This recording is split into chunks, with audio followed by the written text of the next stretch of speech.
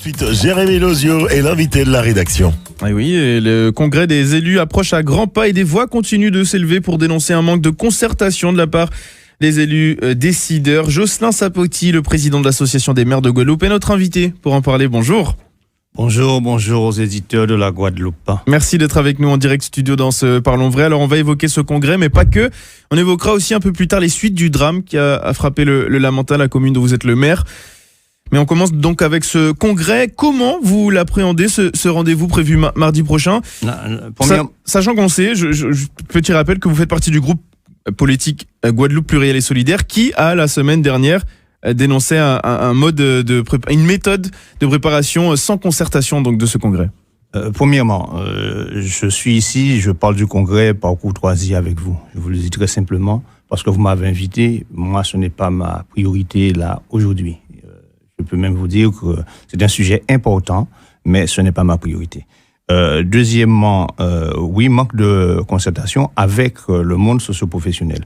Le président Losbar a travaillé avec les élus. À un certain moment, j'ai participé, puis j'ai pris du recul parce que j'ai senti que les orientations ne correspondent pas, d'ailleurs, à ma vision des choses. Et ça, très tôt, je l'ai dit à son cabinet. Mais bon, il faut laisser le président travailler. C'est lui qui est au pouvoir, c'est lui qui a les compétences.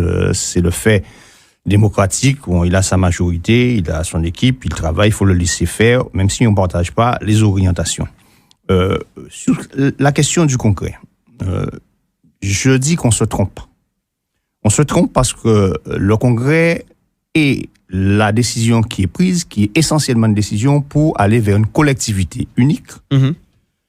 Fusion du département et de la région est en fait une fausse solution. En fait, ce n'est pas une solution. C'est même un risque, parce que moi, je suis un autonomiste. Et je veux travailler pour que la Guadeloupe ait une véritable économie qui transforme le pays, un système social qui transforme le pays, avoir un développement culturel qui transforme le pays. Or, la collectivité unique, ce n'est qu'une transformation administrative au service des élus et des politiciens et non pas au service de la population. Le risque est énorme.